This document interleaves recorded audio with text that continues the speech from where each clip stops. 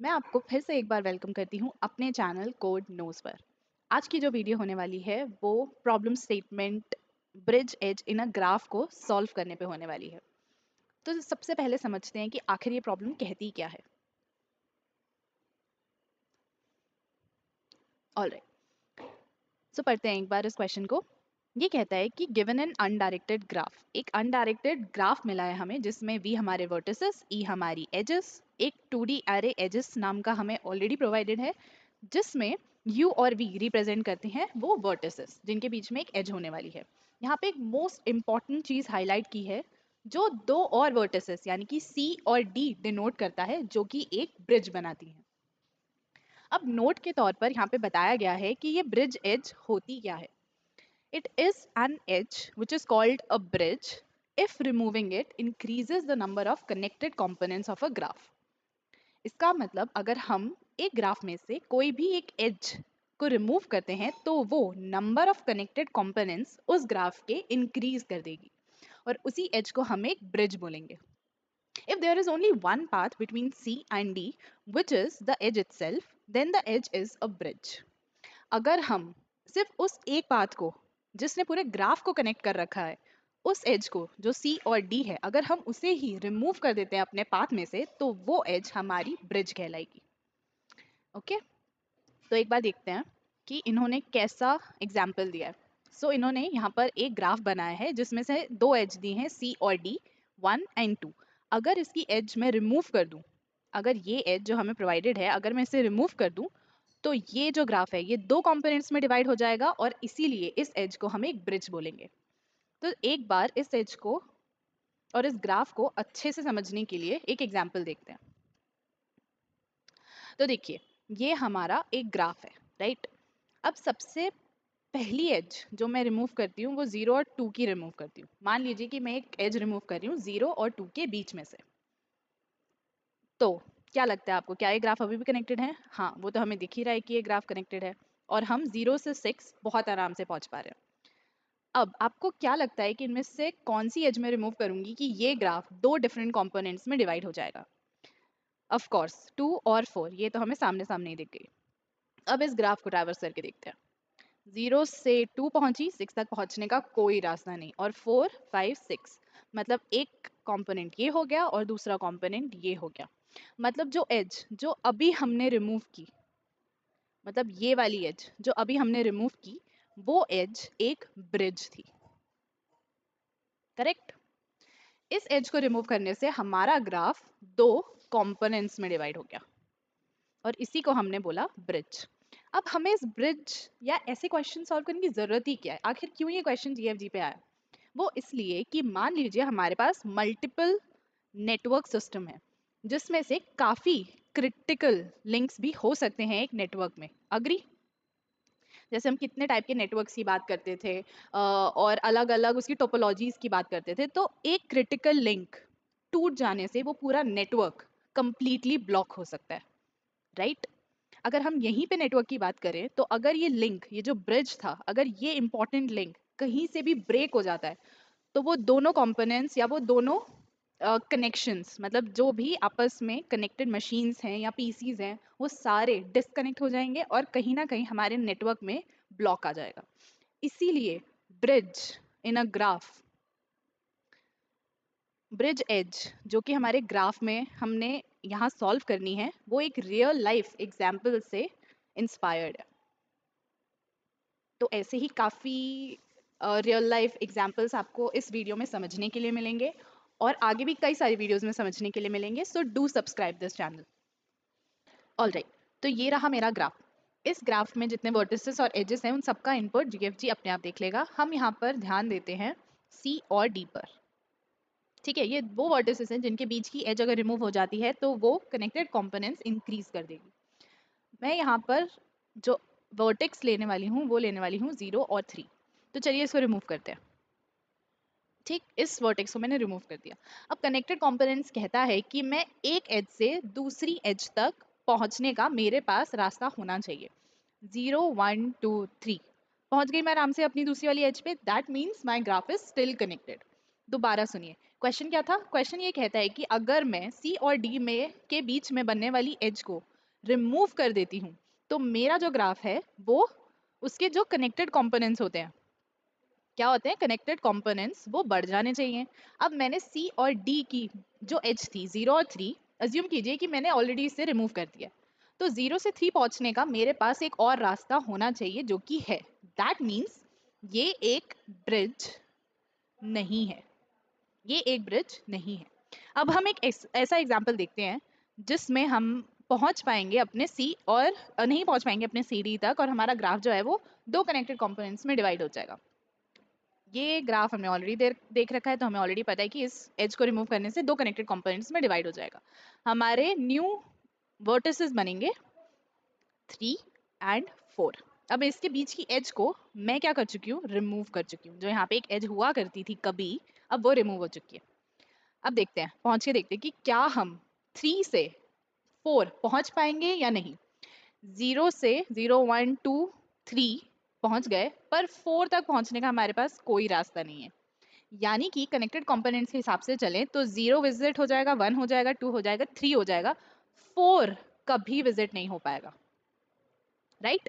4 नहीं विजिट हुआ तो इसका मतलब सी से डी पहुंचने का हमारे पास कोई रास्ता नहीं है, और जो कनेक्टेड कंपोनेंट्स की हम बात कर रहे थे अब वो बढ़ चुके हैं, राइट। अब आप सोच रहे होंगे कि इस एज को आखिर हम डिफाइन मतलब रिमूव कैसे करेंगे अपने ग्राफ में से। तो हम क्या करेंगे, हम चालाकी करेंगे। 3 और 4 वाली एज थी जिसे हमें रिमूव करना था, जब हम एडजेसेंसी लिस्ट बनाएंगे ना, उसमें इन दो एजेस को ही स्किप कर देंगे। हम ये दो एजेस स्किप कर देंगे, इसका मतलब जो फाइनल लिस्ट बनेगी वो कुछ ऐसे बनेगी कि 0 से 1 एक एज होगी, 0 से 3 एक एज होगी, 1 से 2 एक एज होगी, और 2 से 3 एक एज होगी, फिर 4 से 5, 5 से 6, 6 से 4। 3 to 4 जो एज थी वो हम स्किप कर चुके हैं इस एडजेसेंसी लिस्ट में, इस एज का कोई काम ही नहीं है। ठीक है, तो हमारी एडजेसेंसी लिस्ट सिर्फ ऐसे ही तैयार हो जाएगी। और फिर हम क्या करेंगे, कनेक्टेड कंपोनेंट्स का जो हमारा फंक्शन था जिसमें हम चेक करते हैं कि सारे कंपोनेंट्स कनेक्टेड हैं या नहीं एक ग्राफ के, उससे हम फाइंड आउट कर लेंगे कि क्या सी और डी हम पहुंच पा रहे हैं या नहीं पहुंच पा रहे हैं। करेक्ट। अब चलिए इसका कोड देखते हैं एक बार। एजेस को अब मैं ट्रैवर्स करने वाली हूँ और अपनी एडजेसेंसी लिस्ट बनाने वाली हूँ। तो देखिए, जो मैंने चालाकी की बात की थी अब वो चालाकी यहाँ दिखाएंगे। एज ऑफ 0 अगर किसके इक्वल है, सी के इक्वल है, और एज ऑफ 1 किसके इक्वल है, डी के इक्वल। तो कुछ मत करो, कंटिन्यू कर दो, छोड़ दो इसे, साइड में छोड़ दो, और उसी के साथ सॉरी उसके बिना अपनी एडजेसेंसी लिस्ट तैयार करो। Get edge 0 and add edge 1, और उल्टा भी बनाना है, मतलब गेट करो एज एज 1 को और उसमें ऐड कर दो एज 0। यहाँ पे हमने क्या किया है, इसका ये मतलब है कि 0 से 1 भी एक एज है और 1 से 0 भी एक एज है। ठीक, अब हम क्या करेंगे, हमारी एडजेसेंसी लिस्ट तैयार हो चुकी है। अब बूलियन का एक विजिटेड एरे बनाने वाले हैं जिसको हम साइज देंगे वर्टेक्स का, और हम चेक करेंगे ब्रिज जो कि हमारा कनेक्टेड कंपोनेंट्स ही है।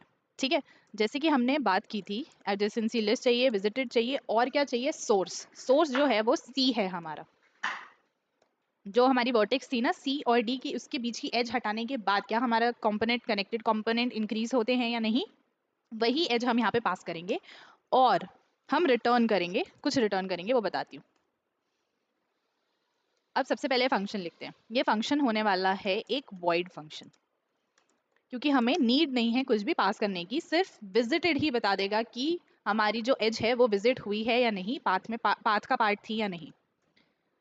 चेक ब्रिज, एडजेसेंसी लिस्ट का जो इतना कोड है वो हम कॉपी करने के बाद यहाँ पेस्ट करेंगे, अपनी बूलियन की विजिटेड मैट्रिक्स और हमारा सोर्स। कनेक्टेड कंपोनेंट्स क्या कहता है, वो ये कहता है कि सबसे पहले आते ही विजिटेड मार्क करो अपने सोर्स को, मार्क कर दो ट्रू, और चले जाओ अपने नेबर पर जो कि किसका पार्ट है, एडजेसेंसी लिस्ट से हम गेट करेंगे अपना नेबर, और अगर वो एक अनविजिटेड नेबर है तभी हम उस नेबर पर कॉल लगाएंगे और पास कर देंगे check bridge with adjacency list visited and neighbor। बस बात खत्म, फंक्शन खत्म, करेंगे हम रिटर्न। और जैसे कि मैंने फाइनली बताया था, देखो सोचो, अगर हम इस 2 और 0 की एज को हटाने के बाद, देखो इधर ही बताने की कोशिश करती हूँ, अगर हम ये 2 और, अरे यार कलर चेंज करती हूँ, 2 और 0 की एज को हटाने के बाद मेरा जो ये हो जाएगा सी हो जाएगा डी। ठीक है, मैंने शुरुआत की सी से। सबसे पहले तो 2 विजिटेड होगा, जाएगा अपने नेबर पर, उसको मार्क करूंगी विजिटेड। 1 विजिटेड हुआ, जाएगा अपने नेबर पर, उसको मार्क करूंगी विजिटेड। 0 चला गया, वो जाएगा नेबर पर, मार्क कर दूंगी विजिटेड। फिर ये अपने नेबर पर जाएगा, मार्क कर दूंगी विजिटेड। अब देखो जो हमारा विजिटेड एरे बनता है 0 1 2 3 4, उसमें 2 विजिटेड हो जाएगा, मार्क हो जाएगा ट्रू। 1 विजिटेड हो जाएगा, mark true. 0 visited true, 3 visited true, 4 visited true. अब जब फाइनली मैं रिटर्न स्टेटमेंट की बात करूंगी तो मैं क्या ये चेक नहीं लगाऊंगी जो मेरा विजिटेड डी था, जो मेरा विजिटेड नेबर था, मतलब जिस वर्टेक्स पे मुझे जाना था, अगर वो ट्रू विजिट हो चुका है तो इसका मतलब ये ब्रिज तो नहीं है, क्योंकि ब्रिज वो वर्टेक्स होती है, सॉरी वो एज होता है जिसको रिमूव करने के बाद कनेक्टेड कंपोनेंट्स बढ़ जाते हैं।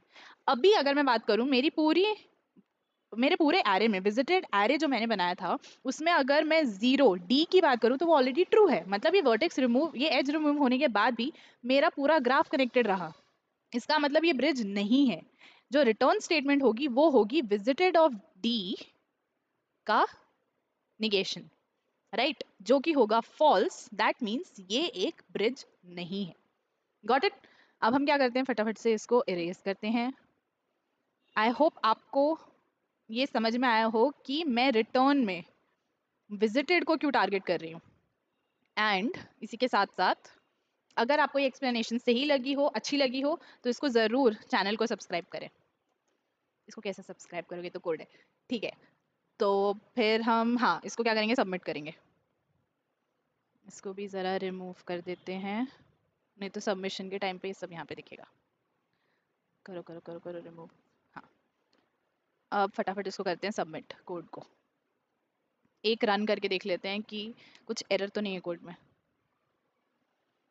ओके, केस तो पास हो गया है, अब सबमिट कर देते हैं।